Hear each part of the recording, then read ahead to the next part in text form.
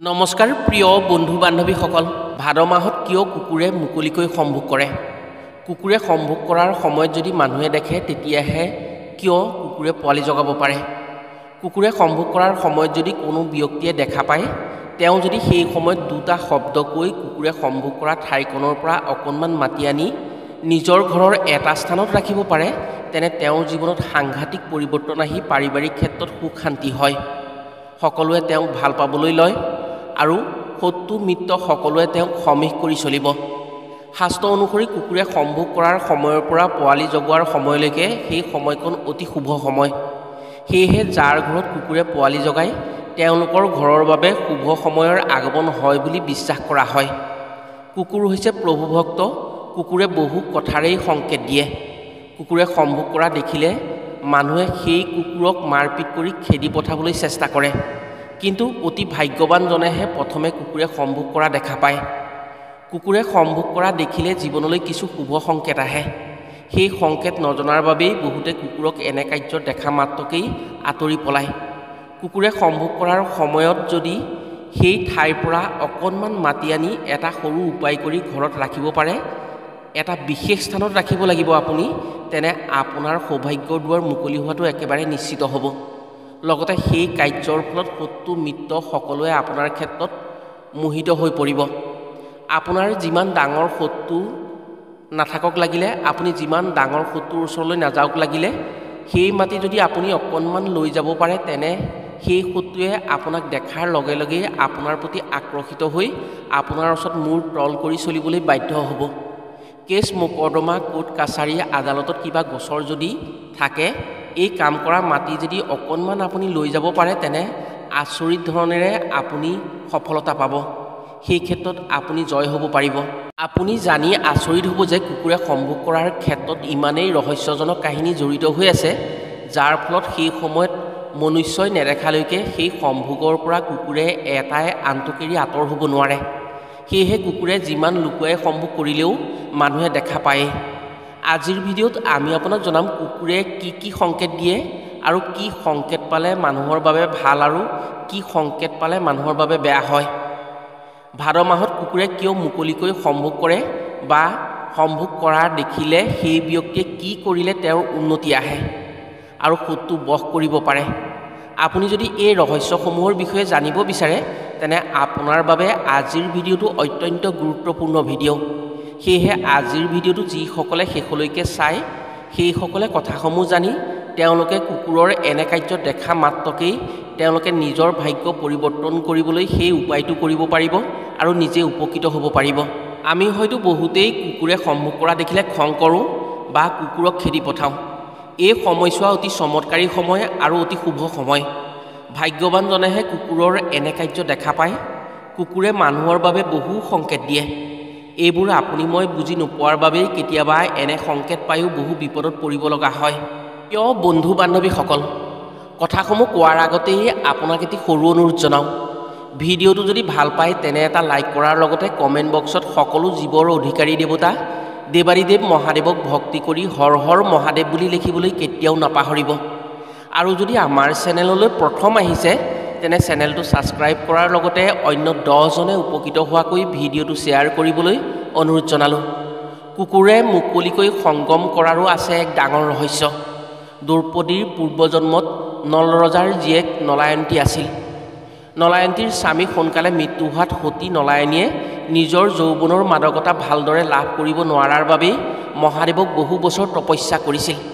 আৰু এই তপস্যাত সন্তুষ্ট হৈ মহাদেৱে মনোমত বৰ দিছিল নলায়নীক যাতে তেওঁ পৰজনমত অৰ্থাৎ পিছৰ জনমত গুণী জ্ঞানী ধাৰ্মিক মহাযোদ্ধা আৰু সুন্দৰ যুৱকৰ সৈতে মনৰ অভিলাষ পূৰণ কৰিব পাৰে মহাদেৱৰ পৰা বৰ লাভ কৰিয়েই তেওঁ এজনী গাই গৰুক দেখা পাইছিল আৰু সেই গাইজনীক 5টা মতা গৰুৱে সংগম কৰা দেখা পায় তাকে দেখি নলায়নীয়ে আচৰিত মানি তাচিল্যৰ হাঁহি মাৰিছিল সেই কথাত গাইজনী ক্ষুণ্ণ হৈ নলায়নীক অভিশাপ দিছিল যে গাইজনীৰ যি দৃশ্য দেখি নলায়নীয়ে হাঁহিছে নলায়নীয়েও যেন এদিন তাৰ পাছপুতি গ্ৰহণ কৰি তেনে পৰিস্থিতিত পৰক সেই নলায়নীয়ে পাছৰ জন্মত দ্ৰৌপদী ৰূপে জন্ম লাভ কৰে আৰু 5 পাণ্ডৱৰ সৈতে বিবাহত আবদ্ধ হয় একেজনী কন্যাই পাছপুতি গ্ৰহণ কৰিব লগা হোৱাত পাঁচ পাণ্ডৱ আৰু দ্ৰৌপদীৰ মাজত কিছু নিয়ম তেওঁলোকে বান্ধি দিছিল।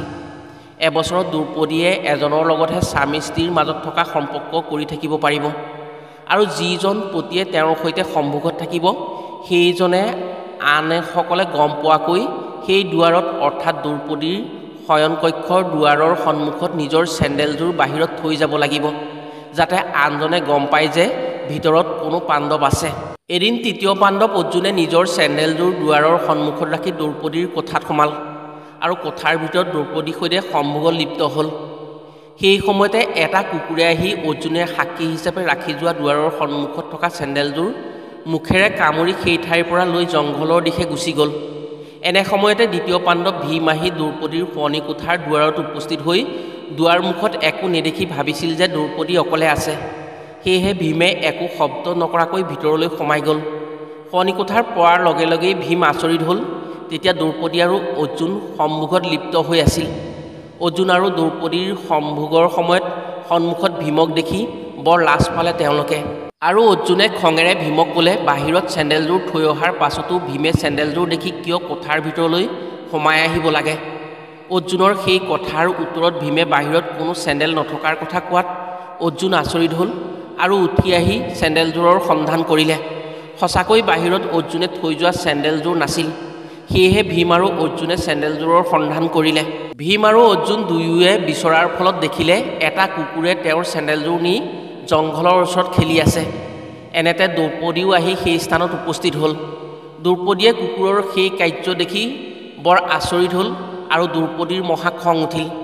খঙেৰে কুকুৰটোক অভিশাপ দি ক'লে, হে পশু, তোৰ দোষৰ বাবেই আজি আমি সম্ভোগৰ সময়ত আনৰ আগত দেখা দিব লগা হ'ল।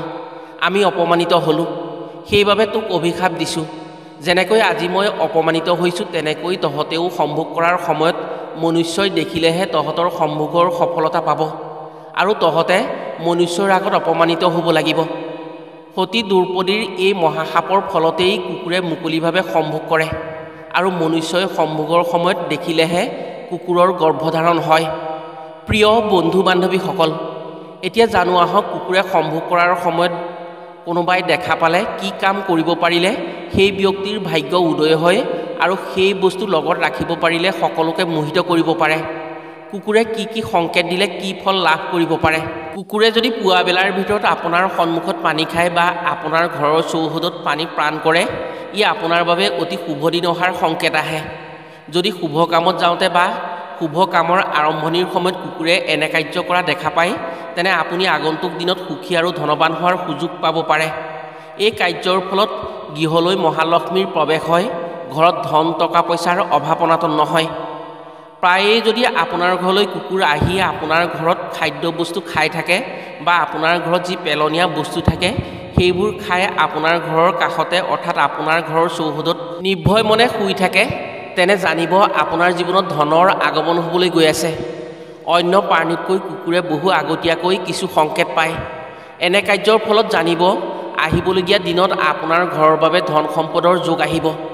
মা লক্ষ্মীৰ বাস হৈ ধন ধানৰ ক্ষেত্ৰত চহকী হোৱাৰ সম্ভাৱনা আহি আছে। সেয়েহে কুকুৰে নিজে নিজে আহি আপোনাৰ ঘৰত খাদ্যবস্তু খাবলৈ লৈছে আৰু নিৰ্ভয় মনেৰে জিৰণি লৈ থাকিবলৈ লৈছে। কুকুৰে যদি আপোনাৰ ঘৰৰ সন্মুখত পোকৰ চোচৰাই যায় বা দুৱাৰৰ সন্মুখত পোকৰ মাটিত পাৰি বহি ভিতৰলৈ বাৰে বাৰে চাই থাকে, তেতিয়া জানিব আপোনাৰ ঘৰলৈ কোনোবা আলহীৰ আগমন হ'ব পাৰে। যাত্ৰাৰ পথত যদি কুকুৰে বাট ভেটা দিয়ে, তেতিয়া জানিব সেই যাত্ৰাত আপোনাৰ বিপদ আছে। যদি কুকুৰে নেগুৰ লৰাই লৰাই যাত্ৰাৰ সময়ত আপোনাক আগবঢ়াই দিয়ে, তেনে নিশ্চয় জানিব আপুনি যি কাৰ্যত ওলাই গৈছে সেই কাৰ্যৰ পূৰ্ণ সফলতা পাবলৈ আপুনি সক্ষম হ'ব। যদি কুকুৰে দিনতেই হওক বা ৰাতিয়েই হওক আপোনাৰ ঘৰলৈ আহি মাটিত গাঁত খান্দে বা কান্দে, তেতিয়া জানিব আপোনাৰ ঘৰলৈ বিপদ আহিব। ৰোগ ব্যাধিয়ে আপোনাৰ ঘৰত ধন অপচয় হ'ব। যদি কুকুৰে আপোনাৰ ঘৰৰ ভিতৰত সোমাই ৰাউচি দি কান্দে, তেনে ঘৰৰ জ্যেষ্ঠ লোকৰ অমংগল হয়, জ্যেষ্ঠ লোকৰ অপমৃত্যু হ'ব পাৰে। কেনেবাকৈ যদি কুকুৰে আপোনাৰ ঘৰৰ চৌহদত বা আপোনাৰ ঘৰত পোৱালি জগায়, তেনে নিঃসন্দেহে জানিব আপোনাৰ ঘৰৰ বাবে অতি শুভ বাৰ্তা আহিব। আপোনাৰ ঘৰত মাংগলিক কাৰ্য হ'বলৈ গৈ আছে। কুকুৰে ক'ৰবাৰ পৰা যদি মাংস আনি আপোনাৰ ঘৰৰ চৌহদত এৰি থৈ যায়, তেনে জানিব আপোনাৰ ঘৰৰ চৌহদত অশুভ শক্তিৰ প্ৰভাৱ পৰিব। আৰু অপশক্তিৰ প্ৰভাৱত আপোনাৰ ঘৰখনৰ অমংগল আহিব পাৰে। যদি ভাদ মাহত আপুনি ক'ৰবাত কুকুৰে সম্ভোগ কৰা দেখা পায় তেনে আপোনাৰ বাবে ভাগ্যৰ দুৱাৰ মুকলি হ'ব। সেই সময়ত যদি আপুনি এটা সৰু কাম কৰিব পাৰে তেনে আপোনাক দেখিলে শত্ৰু মিত্ৰ সকলোৱে মোহিত হ'ব আৰু আপোনাৰ পাৰিবাৰিক জীৱনত মিলাপ্ৰীতি বাঢ়িব। ভাদ মাহত কুকুৰে সম্ভোগ কৰা আপুনি য'তেই দেখা পায় আপুনি এই কাম কৰিবলৈ ভুলতো নাপাহৰিব। যেতিয়া কুকুৰে সম্ভোগ কৰি থকাৰ সময়ত আপুনি দেখিব তেতিয়া সেই স্থানলৈ যাব আৰু কুকুৰ দুটাক খেদি যি স্থানত কুকুৰ দুটাই সম্ভোগ বা সংগম কৰিছিল সেই স্থানৰ মাটিত 3বাৰ মহাদেৱৰ নাম লৈ 3টা ঢকা মাৰি তাৰ পৰা এমুঠি মাটি আপুনি লৈ আহিব।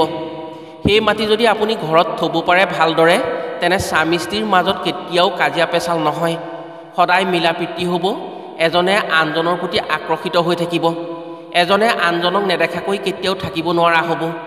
কোনো সংঘাতপূৰ্ণ স্থানত যদি আপুনি যাবলগীয়া হয় তেনে সেই মাটি যদি আপুনি লৈ যাব পাৰে তেনে সেই সংঘাতপূৰ্ণ স্থানত আপোনাৰ কোনো বিপদ বিঘিনি নহয়।